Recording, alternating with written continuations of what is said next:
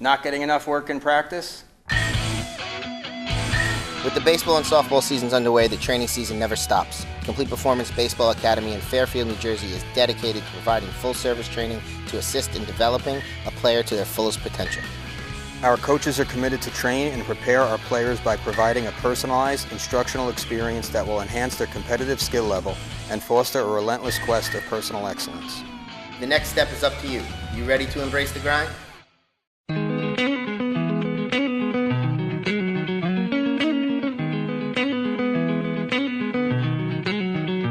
We are Talkin' Baseball, NorthJerseySports.com's original multimedia series, talking baseball across North Jersey. This is Season 3, Episode 5, and we are in the home stretch here. The baseball season goes by quickly, and we got a lot of county tournament action to talk about tonight. I am Corey Doviak, and I will do it with my trusty co-host, a man who once again had to postpone this week's episode, Joey Fashion Show Sutera, who wasn't fashion showing last night, but was doing what, Joe?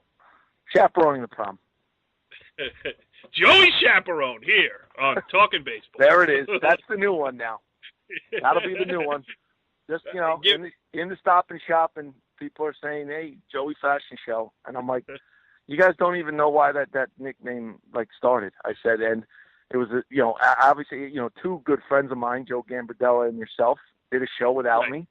Didn't really explain why I wasn't on the show. And the next thing you know, the next time I listen to the show, it's Joey Fashion Show. So now it'll be Joey Chaperone. And whatever. That's fine.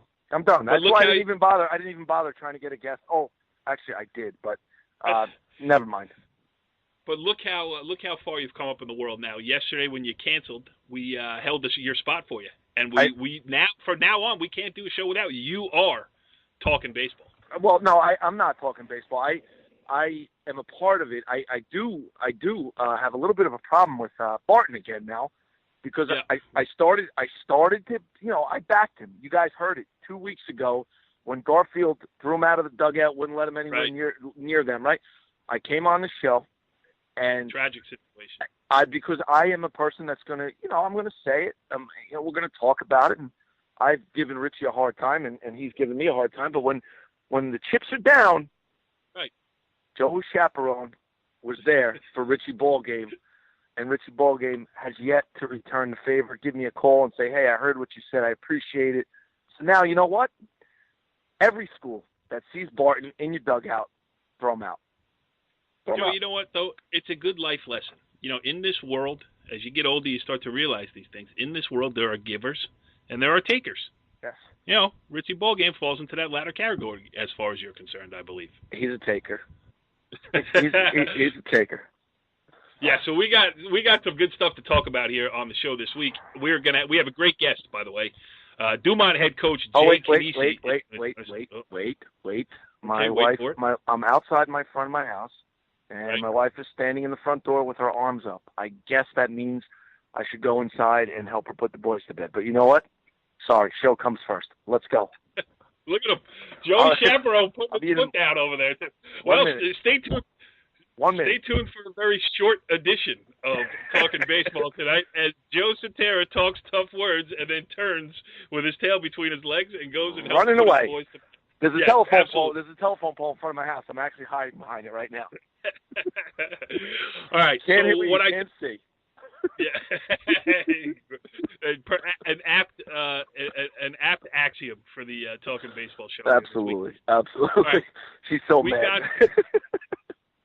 We got the Bergen County Tournament round of 16. We're taping this on Friday night. The games are on Saturday, so we're going to pretty much focus on that. I do just want to mention the team that played in and got into the round of 16 through the play-in round. Dumont, who we're going to talk to, obviously, Jay Cannici, they beat Lodi 6-1. Riverdale was down 4-0 to Cresskill, then came back 14-4 to win that one. Yes. Ramsey beat Park Ridge. Indian Hills beat your beloved Glen Rock Panthers. But, Joe, I believe that there is a footnote that you would like to add in the Glen Rock saga. I would like to add that. Everybody who listens to the show and knows the relationship I have with Coach Crispino, I'd like to congratulate him on the league title and bringing the league title back to Glen Rock in the with the win. I think he beat Hawthorne 2 days ago. I think he beat Hawthorne to secure a league title. So congratulations, Coach Crispino and the Glen Rock Panthers. Next. And that is a good win because Hawthorne is still alive in the Passaic County tournament. They're in the Final Four. Yeah, let's not forget to mention there's a nice matchup in that Passaic County semifinal tomorrow that I feel is worth to mention, especially given the two coaches that are involved. Go on. Yes, Brian Jalalia, the former Old Tappan graduate, now the head coach at Wayne Hills, and a former guest right here on Talkin' Baseball last season, has the Wayne Hills Patriots poised for a run in that tournament. On the other side of the bracket is a nice Cinderella run here for West Milford. Out of the number 10 seed, they will play Passaic in the semifinals. And then on Tuesday will be the Passaic County Finals. NorthJerseySports.com will catch up with the tournament there, and we'll cover the game. So Passaic County coming too, but we got so much more on the Bergen County circuit. The one thing I got to know about Glen Rock, Joe, did they invite you back for the parade? Did you get to ride on the fire truck? No? Not my gig anymore. That's Billy's gig, and he's taking it and running with it. Actually, he doesn't even have time anymore to return my text, so you know where I fall. Let's move on. Let's stop talking about Glen Rock baseball and move on, please. Yes, Pascack Valley advanced with a 16-8 win over Waldwick. Richie Barton was on hand to cover that one, so we don't have to talk about it. Just go read his story on North Jersey Sports. Exactly. Paramus Catholic beat Emerson, and the final first-round matchup was Lyndhurst behind freshman Frank Venezia's complete game. Beat your beloved Woodridge Blue Devils there, Joe, 12-4 yes. on the Blue Devils home field. That was a rough one. It was. You were at. I'll tell you what, a rough one in terms of the loss, yes, but not a rough one because of the way that Lyndhurst played. I mean, they brought their bats. We had spoken about the fact that at one point I think I turned to you and said they have 12 runs. I think 6 of them came with 2 out base hits. They hit in big spots. They executed a squeeze. And the kid, Venezia, is a freshman kid, and I was talking to the athletic director out in center field at that game, Jeff Radigan, and I said, who's this kid throwing? So he said, and everyone knows Coach V, he was a great softball coach and, accomplished a lot. So, his son, big kid, freshman, had a nice hook, didn't let the big moment get to him, big crowd, and, you tip your hat to Lyndhurst. They brought it that day. So, no, good game. Great game, and, pretty good first round. Yeah, and I will say this. You don't often get a big crowd for a game before really the county semifinals. I mean, you don't see too many big crowds in baseball. I don't usually cover night games because I had a commitment right after school to go shoot some auxiliary photographs. I had to pick a later game. I went down to Woodridge, and I really enjoyed the experience of a night game. There was definite buzz around the field. The Woodridge, Lyndhurst, 2 towns close to each other, Southern Bergen County. It really had an old school feel, and I enjoyed being a part of it. So Lyndhurst is moving on. They are one of the host sites, so they will get a home game against Bergen Catholic. And listen, no one expects them to win that game, which makes them dangerous. It makes them dangerous, and, having been in those situations, and I think a lot of coaches that have been in those, you have nothing to lose. You go out there, you play loose. You just pull out all the stops, do the things you got to do. They do the little things very well. They always have. They always seem to be, very pesky on the bases. They get the bunts down when they have to. And I'll tell you what, they swung the bats. They swung the bats the other day. They squared everything up. They did a good job laying off pitches that were, a little out of the zone, but were meant to kind of get you to chase and disciplined at the plate. I mean, hey, anything is possible when you step between the lines. So they have nothing to lose tomorrow. Yep, that is true. All right, so let's just look at these round of 16 games here quickly. We don't have to talk about all of them. We will wrap it up with next week's show. We'll get some coaches on it and talk about the weekend that was. But just any that stick out to you as one, if you didn't have that golden coaches pass and had to pay to get in, which would it be? Maybe give me 2 that you think you'd like to see. I would like to see the Riverdale-Ridgewood game. I think that's a very, very intriguing matchup, given the fact that, you and I have discussed Riverdale and their approach and the way that they, kind of grinded out their mentality. The fact that Ridgewood has been playing great baseball all year. They have a lot of quality wins. The one that jumps out at you obviously is the win over Don Bosco. Yep. The other game that I'm very intrigued about is the one that we have Jay Cannici on, and is the Dumont Old Japan game. I think both programs speak for themselves. Old Japan is always there.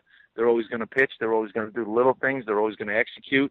Dumont is having another solid year.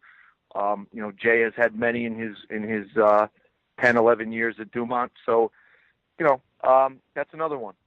But to be honest with you, there's no bad game in the Bergen County tournament. It's the best tournament in the state of New Jersey for a reason. No doubt. It's just good. The coaches and everything that's involved with it. So.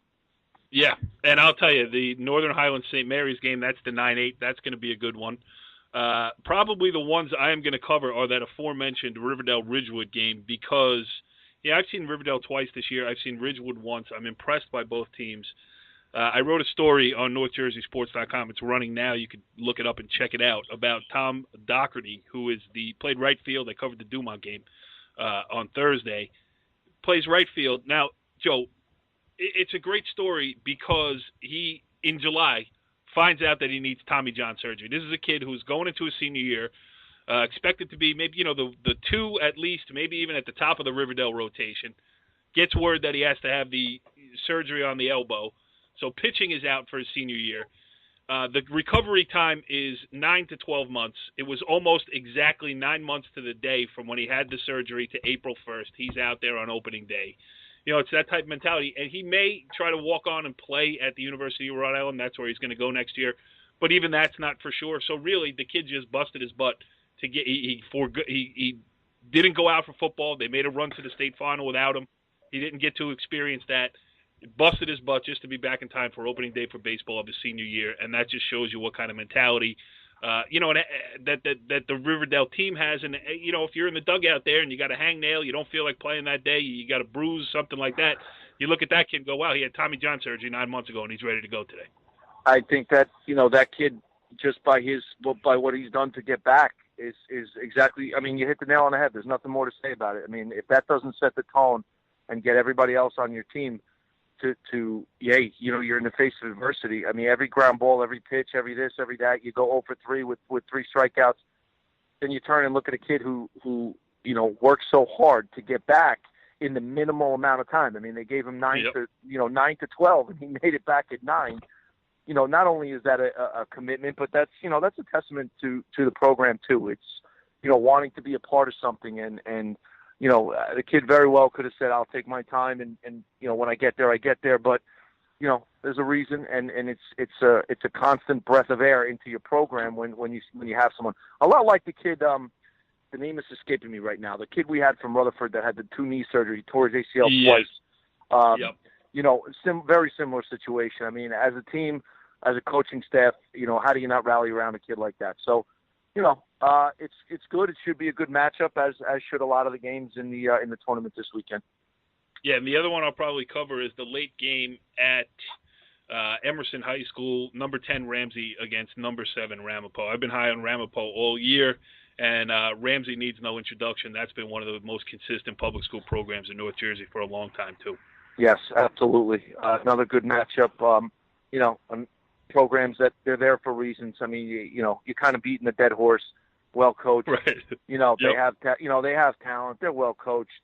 Despite what Coach Hunt said about me not that I should not be. He was going to ask to be in a different class because I got in.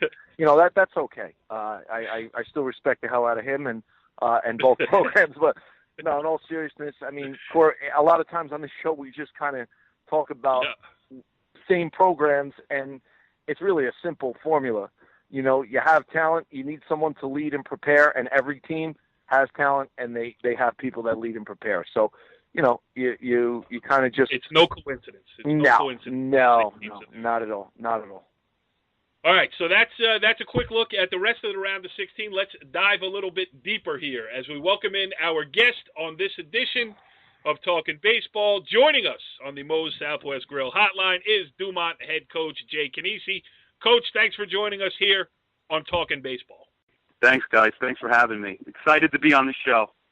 Yes, we're excited to have you, too. Nobody more so than my co-host, Joe Sutera. I mean, Joe, why don't you start this conversation? Because, since you moved into the tiny hamlet, the bucolic town of Dumont over there, yes. I know you're redoing the mansion, on your the mansion. The big 3-4 acre spread. You're putting a big addition on, but it's not done yet. So no. I understand, you got to take the kids out for walks. You walk by the field. You see what the Dumont Huskies are doing, and you have turned into a very big Jay Cannici fan. Well, my kids are outfitted in nothing but Dumont gear now, and it really is. It's really great to go down there now. And I used to absolutely hate coaching against Jay, but now I'm his biggest fan. I'm his biggest supporter. As much as you like to say I badmouthed him, he's definitely a tough guy to coach against. But no, it's there's some life in Dumont.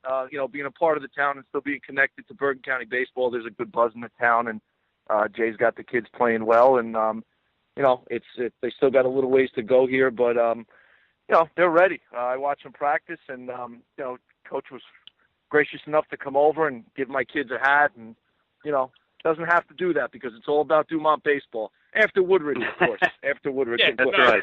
It shouldn't have happened because it's what the parochial schools would call a public school recruiting violation. Yeah, well, Joe's going to stop that this year. He's going to have no kids leaving Dumont this year in Little League. So I'm excited about absolutely that. Not. We're going to build a dynasty down in Little League now. My feeder program. Absolutely.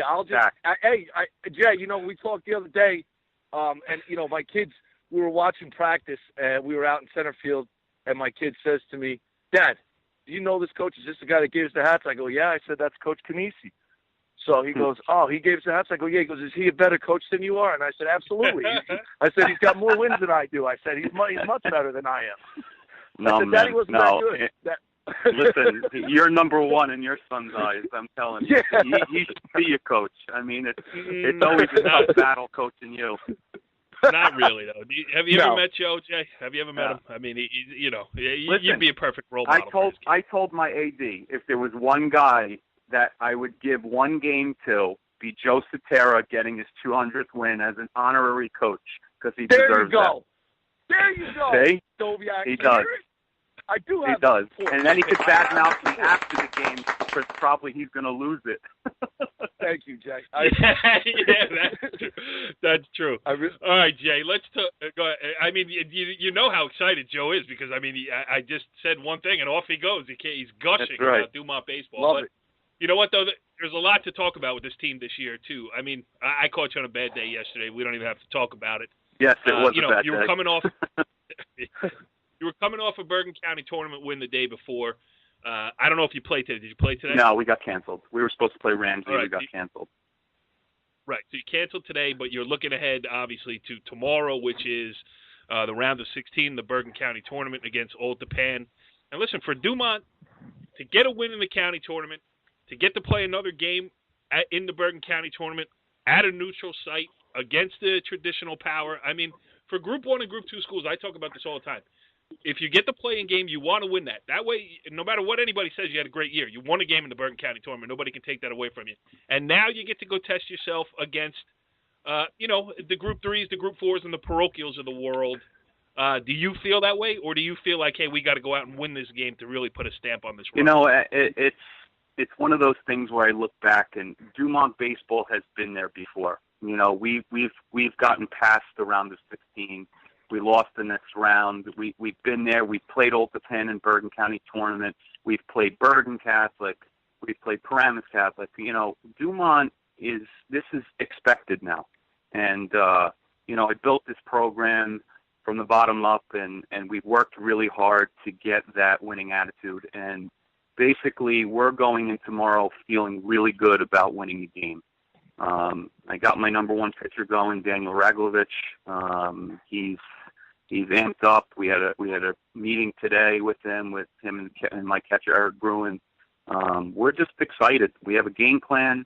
We just have to execute. That's if we execute and play the way we know how to play, we should win the game.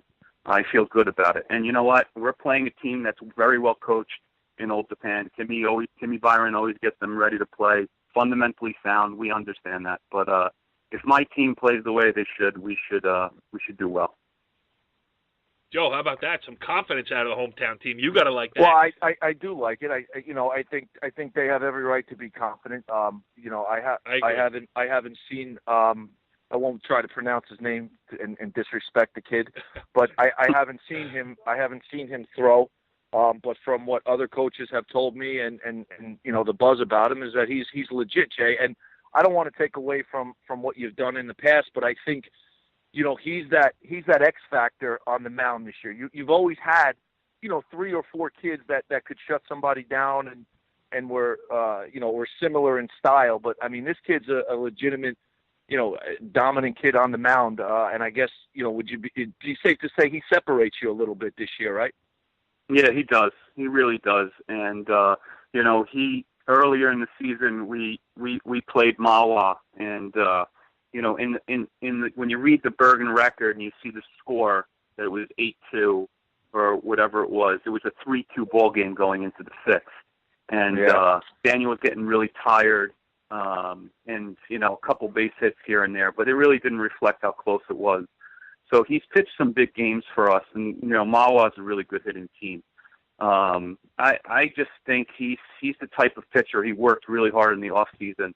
Put him on a weight program. He's only a junior, and he's coming back next year. He's getting looks from colleges, and I think he's just going to increase his velocity and speed, and we're excited about him. But this is his game. He knows what he has to do, and we've gone over things that are going to help him. And and for Daniel, he's just got to keep composed on the mound.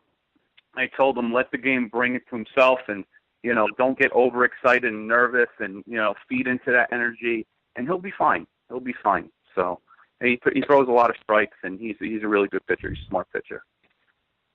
Joe, I was with him up until the part where he said something about some newspaper. I mean, I've never read that paper of record over there, so I lost it after that. But he sounded like he knew what he was talking about. I will tell you though, you got to beep that out. You know how when you go back and you edit things and you got to beep that. Yeah. Sorry, Jack. Sorry, Jack. That's all right. Yeah.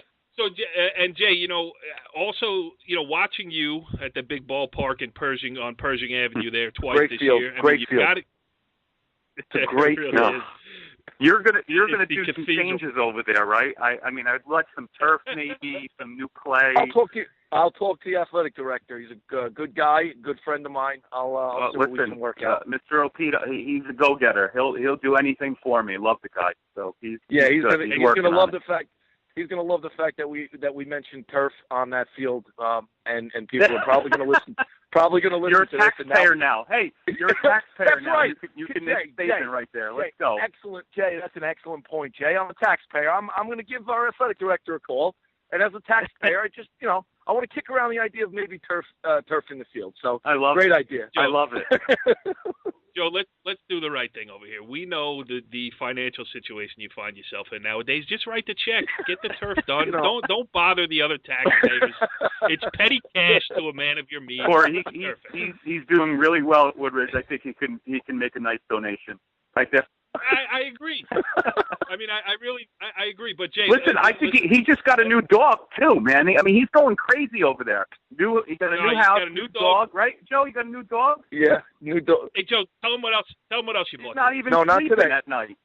Not today. Saturday. Right, what'd you get? Saturday, I picked up a new Ram 1500, and Corey was all over me about it. I knew it was going to come up there. I just set myself up. I'm like, I'm just like that coyote, the wily coyote that just keeps, he's almost there, and then the safe falls on his head. So, I just it doesn't work. But so, what do you got? The big V8 in that thing? Yeah. Listen, let's get back to Dumont baseball. Yeah, no. My point about Dumont baseball is that Jay, actually, when I started covering Dumont baseball back in the times of the great John Decker, the uncle of my wife. That's right. He used to play on the high school field, and the track ran directly through left field. And it wasn't one of those tracks that was flush with the outfield. No. It was a track with a curb on either side. So you really have moved up in the world. The Dumont train might there as well have gone through that track. It was so bad. Right over the mound. Maybe that Brewster's Million. Everybody go watch Brewster's Million. That's exactly what it looked like. Pack and sack Bulls, baby. Oh, that's great. That's right. That's great. Right. So So but it's been a great year for you guys. I mean, yesterday, notwithstanding, that was only your fourth loss of the season. How do you approach goals with this team? I mean, is it league first? You guys are definitely in the mix in a tough Group 2, North 1, Group 2, Section 2. I mean, how do you prioritize here, getting down to the last? Well, when I start the season, obviously we have smaller goals, and I mentioned in the paper earlier in the season, the league. He did it again, Joe. He did it again. No, he just said the paper. No. Give him some. Okay, sorry. The league titles don't have the flavor they once did, and but we still always want to win the league, and that's important. That's a smaller goal, but getting these crossovers, and we have a tough schedule with Mahwah, Ramsey, Riverdale, Westwood, Pascack Hills. I mean, it's tough mixed in with the independents that you schedule. The hardest thing is, okay, win early, get a good standing in the Bergen County tournament, get a state seeding, and take it game by game. Now it's a hard time where you got to keep them focused. And I think, yesterday's game, we kind of lost a little focus because maybe, there wasn't too much riding on the game, and I'm saving my pitching. But, day in, day out, we have meetings, we talk about it. And I think that's important to go over with the kids, our approaches to each game and how important it is and how hard you work in the off seasons to get to this point. And, I'm a big believer in mentally preparing them for, the big stage. And if we're going to do anything, you got to win on a big stage. You got to have timely hitting. Your pitching's got to be good, and you got to be a good fundamental baseball team. There's no Mickey Mouse teams in the Bergen County tournament. There's not going to be, where a kid boots the ball 2 or 3 times. The baseball's clean, and that's what we have to play: clean baseball. Yeah, no, absolutely. Go ahead, Joe. I don't want to be accused of hijacking the entire conversation. No, I think Jay hit on a couple of things right there where if you really break down the high school baseball season, it's very difficult because it's so compressed, and you have to jump out early, which you guys have done. You have to maintain because of the county tournament now winding down to the states, but then you also have to be playing your best baseball at the end of the season if you want to make these runs. So not only do you have to get out early, and so far, you guys have accomplished that. I mean, you came out of the gates strong. You've maintained it. You're in a good spot at 16-4. But now, over a 20-game stretch, 16-4, to get these kids and keep these kids focused, is a challenge with all the distractions and everything that they have around them now with graduation and proms and all these other things. Yeah. So, it's not an easy thing to do. You got to hope that you come out strong and then maintain and then be playing your best baseball at the end of the season. Is a lot to ask, and you guys are doing it. I mean, I think it's obvious, and you just want to keep that run going. But you guys are 16-4. Yeah. Go ahead. Oh, here comes a question. That was a soliloquy, and now here comes a question. I feed into it. I just dovetail. I'm going to dovetail right into it, Jay. You're good term. Thank you. You're 16-4. We talked about your number one, Neglovich. Is that the correct pronunciation? Yeah, Raglovich. I doubt it. Yep. Raglovich. Okay, sorry. But now, what about some of the other guys that are in the rotation that have obviously, filled in, done their job? Some of your other pitchers in that rotation. But I mean, to be 16-4, it's not one guy. Yeah. Well, going into the Lodi game, I'm always asked, well, who are you going to throw? And Colin Sanzoni's been my number 2 all year, and he's experienced. And he beat Glenrock last year in the first round of the state. We went up to Glenrock, tough atmosphere to play, and he really shut him down. And then we ran into a tough Ramsey team. But I had all the confidence in the world to pick him to start that game. But he's not available to pitch on Saturday, but I have my number 3, Andrew D'Ambrosio, who's been pitching great all year. And I hope I don't have to get to that point, but if I need to use him, I have confidence in him. But, Daniel's ready to go. He's got some innings behind him. He's fresh but our pitching has been stellar. I've gone on a rotation. I've used three starters, and then I've had a couple guys spot start here and there.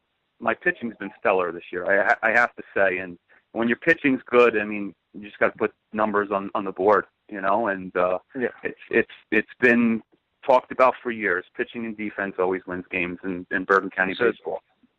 Especially when they're Italians with two names like that. Italian that's like right. That, they're going to take the ball and just be tough kids. So that's right. That's a plus too. A lot of teams don't have that. That's good. Yeah.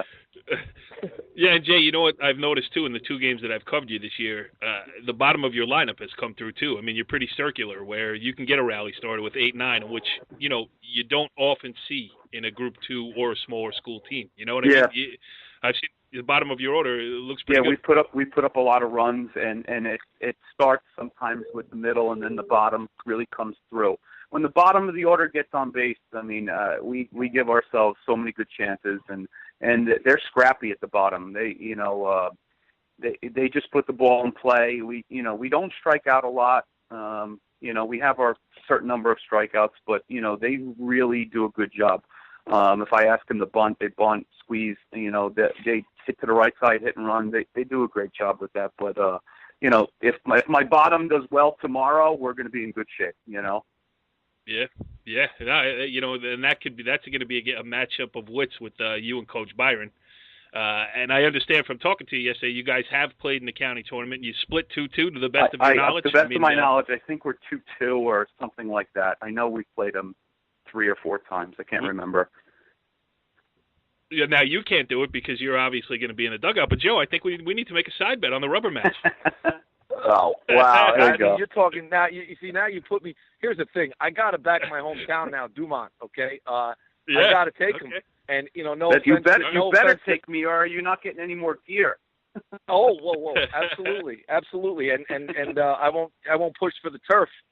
You guys got to win, and I'll push for the turf. If you guys don't win, I'm not pushing for the turf. All right? Is that fair enough? You got it. All right. Now there's a lot of pressure on. Now I got to win. Now I'm going to tell my kids tomorrow we're playing for turf.